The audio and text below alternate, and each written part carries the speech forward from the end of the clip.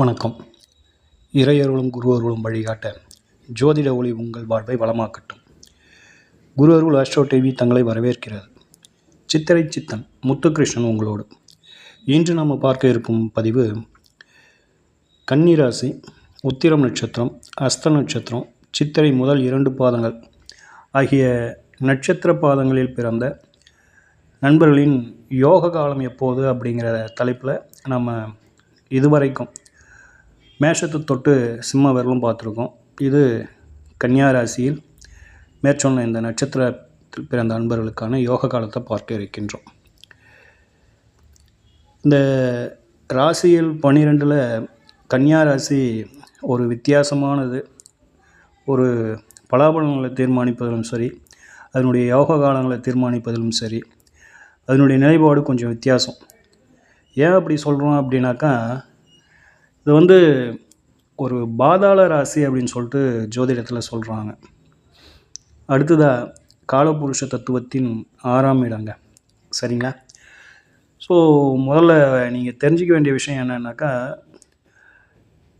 இந்த பதிவு கொஞ்சம் இதற்கு முன்பு நம்ம கொடுத்த பதிவுகள் எல்லாமே இந்த யோக காலத்தை பற்றிய பதிவுகளில் மேக்ஸிமம் ஒரு 10 நிமிஷத்துக்குள்ளே முடிச்சிருப்போம். இது கொஞ்சம் முன்ன பின்ன கொஞ்சம் டைம் எடுக்கும் அப்படிங்கிற மாதிரியான ஒரு நிலைப்பாடு. என்ன காரணம் அப்படின்னாக்கா, இந்த ராசியை பற்றி ஒரு சில வார்த்தைகள் உங்களோடு பகிர்ந்துக்கணும்.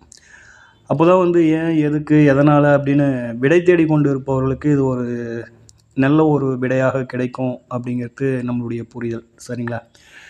ஸோ அதனால் இந்த வீடியோவை பொறுத்தவரையிலும் கொஞ்சம் லென்த்தாக தான் இருக்கும். கொஞ்சம் டைம் எடுத்து கொஞ்சம் பொறுமையாக நின்று நிதானமாக கேளுங்க. என்னை பொறுத்தவரையிலும் உங்களுக்கு புரிய வைக்கணும் அப்படிங்கிறது தான் நம்மளுடைய முயற்சி. சரிங்களா? அடுத்ததாக இந்த சேனலில் இப்போ தான் நீங்கள் ஃபஸ்ட் டைம் பார்க்குறீங்க அப்படின்னாக்கா, கொஞ்சம் நம்ம சேனலுக்கு கொஞ்சம் க்ரோத் ஆகிறதுக்கு கொஞ்சம் ஹெல்ப் பண்ணுங்கள். அதாவது இந்த காணொளி உண்மையிலே உங்களுக்கு ரொம்ப பிடிச்சிருக்குது அப்படின்னாக்கா ஒரு லைக் பண்ணுங்கள். ரொம்ப பிடிச்சிருக்குது அப்படின்னாக்கா உங்களுடைய நண்பர்கள், தெரிந்தவங்க யாருன்னா இந்த நட்சத்திரம் ராசியில் பிறந்திருக்காங்க அப்படின்னாக்கா அவங்களுக்கு இந்த பதிவை ஃபார்வேர்ட் பண்ணுங்கள், ஷேர் பண்ணுங்கள். ரொம்ப பிடிச்சிருக்கு சார், உண்மையிலே இது இதுவரை யாரும் சொல்லலை, இந்த மாதிரி நாங்கள் இதை வேறு இந்த ஆங்கிளில் நாங்கள் யோசிக்கலை அப்படின்ற மாதிரியான ஒரு தாட் உங்களுக்கு வந்தது அப்படின்னாக்கா சேனலை மறக்காமல் சப்ஸ்கிரைப் பண்ணி உதவுங்கள். சரிங்களா? வாங்க இப்போது திரும்பவும் கன்னிராசியை பற்றி ஒரு சில புரிதலை பார்த்துடலாம். நம்ம ஏற்கனவே சொல்லியிருந்தோம், இது காலபுருஷ தத்துவத்தின் 6ஆவது ராசி அப்படின்னு சொல்லிட்டு. இது ஒரு பாதாள ராசி அப்படின்னும் சொல்லப்படுது அப்படின்னு சொல்லிட்டு சொல்லியிருந்தோம். இதில் இது 6ஆம் இடம் அப்படிங்கிறது 10ஆம் இடத்தின் பாக்கியஸ்தானம். 10ஆம் இடம் அப்படிங்கிறது தொழில், ஜீவனம், கௌரவம். நம்ம ஏதோ ஒரு விஷயத்தை செஞ்சு நம்ம நம்மளுடைய வாழ்க்கையை நகர்த்துறோம், ஜீவனம் பண்ணுறோம், நல்ல பெயர், புகழ், அந்தஸ்தோடு இருக்கிறோம் அப்படிங்கிற மாதிரியான ஒரு நிலைப்பாட்டை 10ஆம் இடம் சொல்லுவோம். அந்த 10ஆம் இடம் நல்லா இருக்கணும் அப்படின்னாக்கா இந்த 6ஆம் இடம் அப்படிங்கிறது நல்லா இருக்கணும் அப்படிங்கிற மாதிரி. இந்த 6ஆம் இடம் நல்லா இருந்ததுன்னா ஒரு மனிதனுடைய ஜீவனம் அப்படிங்கிறது சிறப்பாக இருக்கும் அப்படிங்கிறது தான் இதில் உள்ள சூட்சமம்.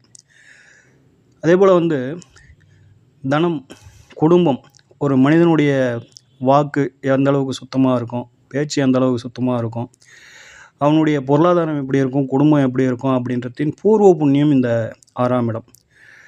இப்போது லக்னத்தின் பூர்வ புண்ணியம் நல்லா இருந்தது அப்படின்னாக்கா முன் ஜென்மத்தில் நல்ல விஷயங்களை செஞ்சுருக்காரு. அதனால் அவருக்கு அவங்களுடைய முன்னோர்களின் அனுகிரகம் நல்லாயிருக்கும். அதனால் அவங்களுடைய தொட்டதெல்லாம் துலங்கும் அப்படின்னு சொல்கிற மாதிரியான ஒரு நிலைப்பாட்டை எட்டும்.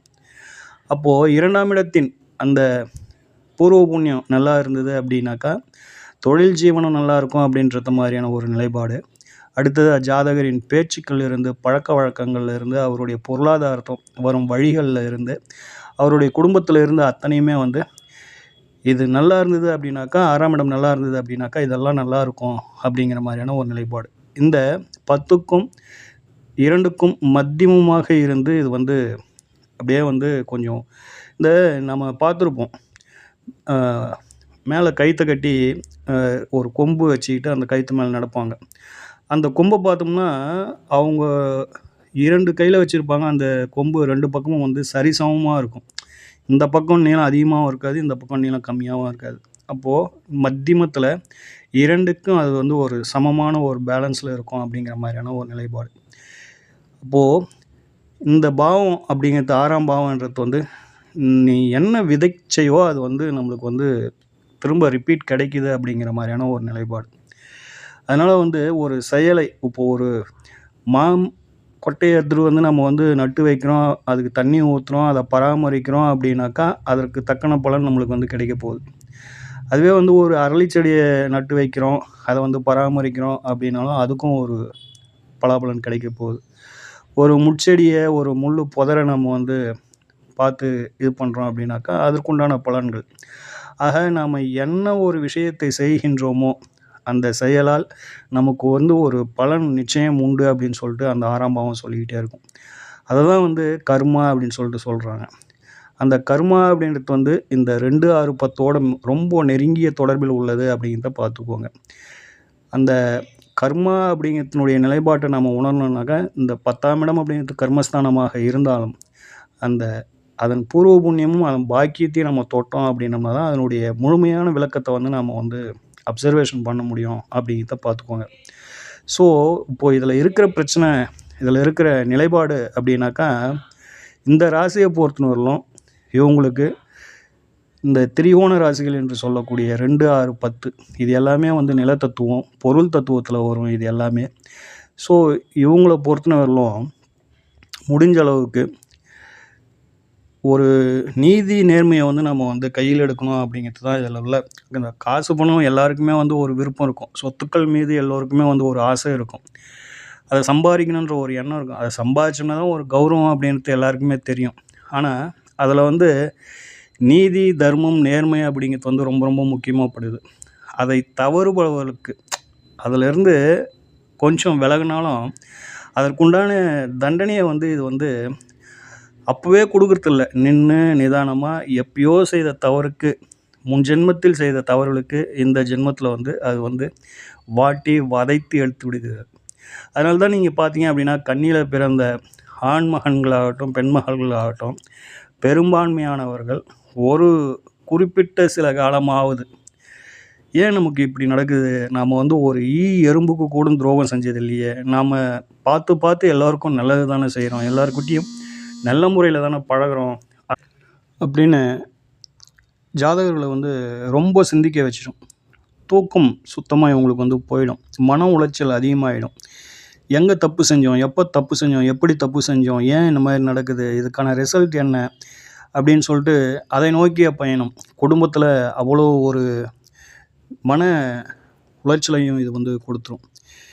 ஏன், எதற்கு, எதனால் அப்படிங்கிற கேள்விகளை அதிகமாக தேடுபவர்கள் இந்த கன்னிராசிக்காரர்கள் அப்படிங்கிறதுல மாற்று கருத்து இல்லை.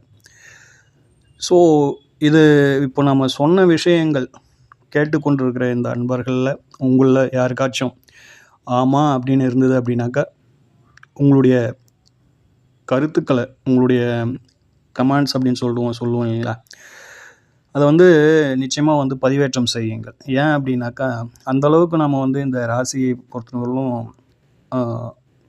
ஆய்வு செஞ்சுருக்கோம். இதில் பிறந்த அன்பர்கள்கிட்ட அந்தளவுக்கு வந்து நம்ம வந்து உரையாடி இருக்கோம். அதை வச்சு தான் நம்ம வந்து இந்த அளவுக்கு வந்து வெளிப்படையாக 4 பேருக்கு தெரிஞ்சுக்கணும் அப்படின்றதுக்காக சொல்லியிருக்கோம். ஸோ இதை பொறுத்தவரையிலும் இதுக்கு என்ன செய்யலாம் அப்படிங்கிறது ஒரு கேள்வி எழும். இதுக்கு என்ன மாற்று வழி, இதுக்கு என்ன தீர்வு அப்படிங்கிறதுல வந்து ஒரு சிந்தனைகள் ஓடிக்கிட்டே இருக்கும். இதுக்கு மாற்று வழி அப்படின்ட்டுலாம் தனிப்பட்ட முறையில் பிளாக் மேஜிக்லாம் எதுவும் செய்யறதுக்கு இல்லைங்க. பிளாக் மேஜிக் அப்படின்னும்போது மாயாஜாலம், மந்திரஜாலம், வசியம் பண்ணுறது அப்படின்றதுலாம் இதில் எதுவுமே இல்லை. யதார்த்தத்தை சொல்லணும் அப்படின்னாக்கா இது வந்து அனுபவித்து கழிக்க வேண்டிய ஒரு நிலைப்பாடு. எப்பயோ செய்த ஒரு விஷயங்கள் நம்மை அறியாமல் நாம் செய்திருப்போம். பொதுவாக நம்ம வந்து எல்லாருமே நல்லவங்க தான். எல்லோருக்கிட்டேயும் வந்து அந்த நல்ல அப்படின்ற ஒரு விஷயத்திற்கு என்ன இது அப்படின்னாக்கா சந்தர்ப்ப சூழல்கள் அப்படிங்கிறது ஒன்று இருக்குது. 2வது நான் என்ற கர்வம் அப்படிங்கிறது ஒன்று இருக்குது. அடுத்ததாக ஒரு அலட்சியம் அப்படிங்கிறது வந்து எல்லோருக்கிட்டையும் இருக்கும்.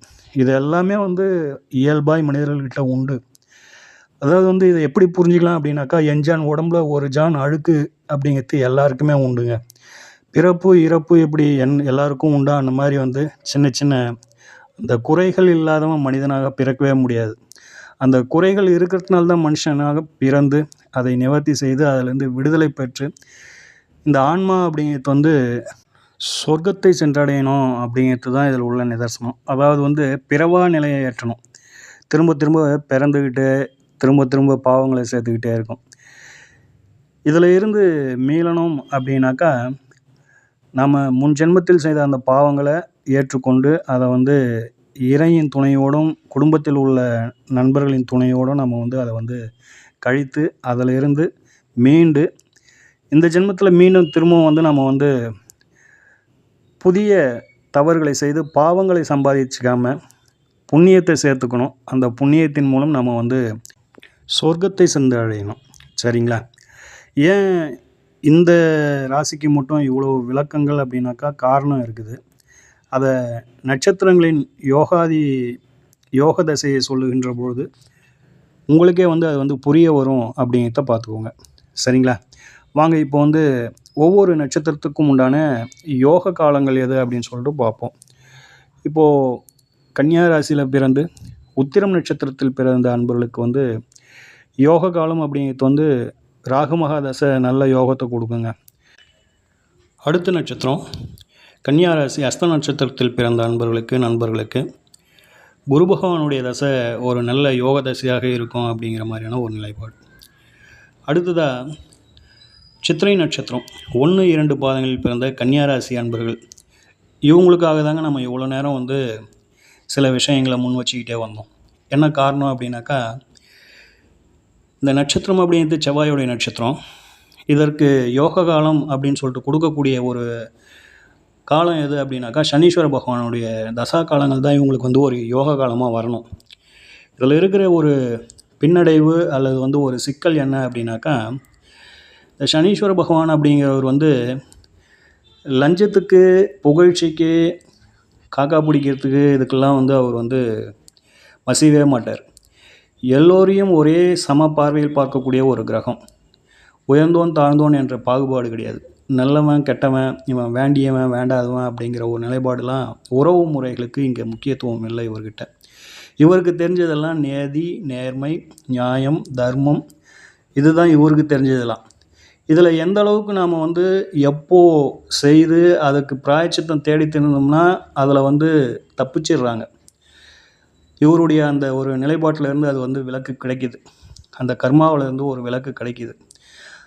அப்படி இல்லாமல் இந்த ஜென்மத்தில் அவங்க வந்து அதற்கு எந்த ஒரு பரிகாரமும் தேடிக்கொள்ளாமலும் அதற்கு எந்த ஒரு உபாயமும் செய்து கொள்ளாமலும் அவங்க வந்து நல்லா ஜாலியாக இருந்துட்டு போயிட்டாங்க அப்படின்னாக்கா, இது நிச்சயமாக வந்து இந்த கர்மாவுக்கான விலையை வந்து கொடுக்க வேண்டியது இருக்குது. அப்படி வருகின்ற அன்பர்கள் தான் இந்த செவ்வாய் சித்திரை நட்சத்திரத்தில் பிறந்து சனீஸ்வர பகவானின் அந்த தசா காலங்களை அனுபவிப்பவர்கள் அப்படிங்கிறது தான் இதில் உள்ள ஒரு சூட்சுமம் பார்த்துக்கோங்க. இந்த சனீஸ்வர பகவானை பொறுத்தவரையிலும் உங்களுக்கு வந்து சித்திரை நட்சத்திரத்தில் பிறந்த கன்னியாராசி அன்பர்களுக்கு இவருடைய தசா காலம் யோகமான காலமாக அமைய வேண்டும் என்றால் நீங்கள் வந்து முன் ஜென்மத்தில் வந்து பாவமே செஞ்சுருக்கக்கூடாது. சரிங்களா? இல்லை நீங்கள் செஞ்ச பாவத்தை கணக்கு பண்ணி அப்போவே அந்த ஜென்மத்திலே தீர்த்துட்டு பிறந்திருக்கணும். இதை எப்படிங்க கண்டுபிடிக்கிறது? நான் போன ஜென்மத்தில் பாவத்தை செஞ்சேன், எனக்கு இந்த ஜென்மத்தில் கஷ்டமாக இருக்குது அப்படின்னு எப்படி கண்டுபிடிக்கிறது அப்படின்னாக்கா, இந்த தசா காலங்கள் வருகின்ற பொழுது இந்த யோக கிரகமான சனீஸ்வர பகவானின் அந்த தசா காலம் வரும்பொழுது நீங்கள் என்ன தான் வந்து ஓடி ஓடி வேலை செஞ்சாலும் பொருளாதாரத்தை பார்க்க முடியாது முதல்ல. சரிங்களா? ரெண்டாவது, உங்களுடைய பெயர், புகழ் இதெல்லாம் வந்து யாரும் கண்டுக்கவே மாட்டாங்க. உங்களை யாரும் திரும்பி கூட பார்க்க மாட்டாங்க. நீங்கள் செய்கிற எந்த ஒரு விஷயமும் 4 பேரால் பேசப்படாது. வருமானம் இருக்காது. சரிங்களா? குடும்பத்தில், உறவுகள் இடத்துல நல்ல பேர் இருக்காது. ஐயோ அவனா அப்படிங்கிற மாதிரி ஆகிடும். இப்படிலாம் வந்து மனசுக்கு ஒவ்வாத சில சங்கடங்களை தரும். எல்லாமே இருக்குங்க. அதாவது வந்து நம்மக்கிட்ட நல்ல உழைப்பு இருக்கும், வேலை செய்கிற அந்த நல்ல திறமை இருக்கும், ஒன்றுக்கு பல வேலைகள் நம்மளுக்கு தெரிஞ்சிருக்கும். இப்படி நம்மக்கிட்ட இல்லாத எதுவுமே இருக்காது. நல்ல மனைவி மக்கள் இருப்பாங்க, குடும்பம் இருக்கும், குழந்தைங்க இருக்கும், எல்லாம் இருந்தோம் எதுவுமே வந்து நம்மளுக்கு வந்து கை கொடுக்காது. எதுவுமே வந்து ஒரு மன நிறைவை கொடுக்காது. எதையுமே வந்து நம்மளால் வந்து ஒரு மகிழ்ச்சியோடு வந்து அதை வந்து செயல்படுத்த முடியாது. ஒரு சின்ன விஷயத்தை கூட நம்ம வந்து ரொம்ப ஒரு ஈஸியாக பல நேரங்களில் ஒரு விஷயத்தை நம்ம வந்து செஞ்சுருப்போம். அதை எளிமையாக செஞ்ச அந்த ஒரு விஷயத்த இந்த கால நேரம் அப்படிங்கிற நிலைப்பாட்டுக்குள்ளே வருகின்ற பொழுது அது வந்து ரொம்ப தடங்களை தரும். என்னடா இவ்வளோ கஷ்டமாக இருக்குது இந்த வேலை அப்படின்ன மாதிரி நம்மளுக்கு வந்து மனசில் வந்து ஒரு பாரத்தை கொடுக்கும். பல நேரங்களில் வந்து நம்மளை உழைக்க செய்யாமல் சோம்பேறித்தனமாக்கிடும், முடக்கி போட்டுடும். நாம் இருக்கிறோமா இல்லையா, எப்படி இருக்கிறோம், என்ன ஏதுன்னு யாருக்குமே தெரியாமல் போயிடும்.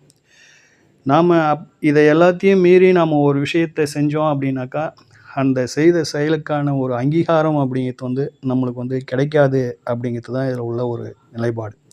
ஸோ நல்லா புரிஞ்சுக்கிங்க. எல்லாம் இருந்தும் எதுவும் செயல்படாது அப்படிங்கிறதும், நாம் செய்தாலும் அதற்கு ஒரு அங்கீகாரம், ஒரு பாராட்டு, ஒரு இதெல்லாம் எதுவுமே வந்து கிடைக்காது அப்படிங்கிறத பார்த்துக்கோங்க. சரிங்களா? நம்மளை வந்து ஒரு பொருட்டாவே மதிக்க மாட்டாங்க. நம்மளை கடந்து போவாங்க. நம்மளை பார்த்தவங்க, பேசினவங்க, நல்லா சிரித்தவங்க, பழகுனவங்கலாம் கூட நம்மளை கண்டும் காணாமல் நம்மளை கடந்து போவதை உங்களால் வந்து உணர முடியும் அப்படிங்கிறது தான் இதில் உள்ள ஒரு யதார்த்தம் பார்த்துக்கோங்க. சரிங்களா? ஸோ இந்த தசை தான் வந்து உங்களுக்கான யோக தசை அப்படிங்கிறதுல மாற்று கருத்து இல்லை. ஆனால் சனீஸ்வர பகவான் அவருடைய எதிரிகளோட எப்படி சொல்கிறது அப்படின்னாக்கா, இப்போ உதாரணமாக சத்ருக்கள் அப்படின்னு சொல்லிட்டு ஜோதிடத்தில் வந்து ஒரு சொல் உண்டு. சத்ருக்கள் அப்படின்னாக்கா இவங்களுடைய எனிமிஸ், அவங்களோட வந்து தொடர்பை ஏற்படுத்தி கொள்வது. உதாரணமாக கடக ராசி அப்படிங்கிறது வந்து சனீஸ்வர பகவானுக்கு அது வந்து பகை வீடு அப்படின்னு சொல்லிட்டு சொல்லுவாங்க. செவ்வாய், ராகு, சூரியன் இவர்கள்லாம் வந்து பகை கிரகங்கள் என்று சொல்லக்கூடிய ஒரு நிலைப்பாடு. இது போன்ற பகை தொடர்புகளை இவர் ஏற்படுத்திட்டு இருந்து அந்த தசாக்காலம் வந்தது அப்படின்னாக்கா, அந்த யோகமான அந்த சனி பகவான் தசாக்காலம் உங்களுக்கு வந்தது அப்படின்னாக்கா, உங்களால் வந்து அந்த 19 வருஷமும் ஏன், எதற்கு, எதனால் அப்படிங்கிற ஒரு கேள்வியை முன் வச்சுக்கிட்டே தான் இருப்பீங்க. அதிலிருந்து எத்தனை ஜோசியரை நீங்கள் போய்ட்டு பார்த்தாலும், உங்களுக்கு வந்து என்ன தான் நீங்கள் வந்து செஞ்சாலும் அதனுடைய கணிதம் சமநிலைக்கு வராமல், அதாவது வந்து இப்போது நாம் செஞ்சதுக்கு ஒரு பிராயச்சித்தம் அது வச்சுருக்கோம். இதை செஞ்சால் உனக்கு வந்து ரிலீஃப் கிடைக்கும் அப்படின்ட்டு. அதை செய்கிறவரெலாம் அது வந்து நம்மளை வந்து பார்த்துக்கிட்டே இருக்கும். எதையுமே வந்து கொடுக்காது அப்படிங்கிற மாதிரியான ஒரு நிலைப்பாடு. இதை கேட்டுக்கொண்டு இருக்கின்ற அன்பர்களில் எத்தனை பேர் வந்து கன்னியா ராசி சித்திரை நட்சத்திரத்தில் பிறந்து சனீஸ்வர பகவானின் இந்த தசா காலத்தை தொட்டவங்க, தொட்டு எனக்கு நல்லா இருந்தது அப்படின்னாலும் உங்களுடைய பதிவை கொடுங்க. இல்லை சார் நீங்கள் சொன்ன மாதிரி தான் இருந்தது அப்படின்னாலும் உங்களுடைய கருத்துக்களை கமெண்ட் பாக்ஸில் சொல்லுங்கள். இந்த இரண்டையுமே சொல்லுங்கள். இதில் வந்து நல்லா ஞாபகம் வச்சிங்க, நல்லா இருந்தது அப்படின்னாலும் உங்களுடைய ஹாரோஸ்கோப்போட ஃபுல் டீட்டெயில்ஸை கமெண்ட் பாக்ஸில் போடுங்க. அதுக்கான விளக்கத்தையும் நாங்கள் கொடுக்கறதுக்கு தயாராக இருக்கோம். சித்திரை நட்சத்திரத்தில் பிறந்து எனக்கு யோக காலமான யோகாதிபதியான சனீஸ்வர பகவானின் தசா காலம் நல்லா இல்லை அப்படின்னாலும் நீங்கள் வந்து உங்களுடைய ஹாரோஸ்கோப் பர்த் டீட்டெயில்ஸை வந்து கொடுத்து நீங்கள் வந்து கமெண்ட் பாக்ஸில் கொடுங்க. ஏன் அது வந்து கொடுக்கல, அது என்ன மாதிரியான நிலைப்பாட்டை எட்டியிருக்குது அப்படிங்கிறதையும் நாம் வந்து ஒரு பதிவாக வந்து ஒரு வீடியோவாக இதே யூடியூப் சேனலில் கொடுக்குறோம். சரிங்களா? ஸோ அதனால் வந்து இந்த கன்னியா ராசியை பொறுத்தவரையிலும் இது வந்து அனுபவிக்க பிறந்தது அப்படின்றது தான் என்னுடைய தனிப்பட்ட ஒரு புரிதல் அப்படிங்கிறத பார்த்துக்கோங்க. அதிலும் குறிப்பாக செவ்வாய் நட்சத்திரத்தில் பிறந்த அன்பர்களுக்கு இது வந்து 90% பொருந்தும் அப்படிங்கிறது நம்மளுடைய ஆய்வின் வெளிப்பாடு. சரிங்களா? ஓம் ஸ்ரீ ராஜகணபதி ஐயா அவர்களின் அருளோடும், ஓம் ஸ்ரீ லோபாமுத்திரை சமேத ஸ்ரீ அகத்தியர் ஐயா அவர்களின் ஆசையோடும் அனைவருக்கும் வாழ்வில் நலமும் வளமும் கிடைக்கப்பெற்று ஆனந்தமும் மகிழ்ச்சியும் என்றென்றும் நிலைத்திருக்கட்டும். வாழ்க வளமுடன், வாழ்க பல்லாண்டு. நன்றிகள், வணக்கம்.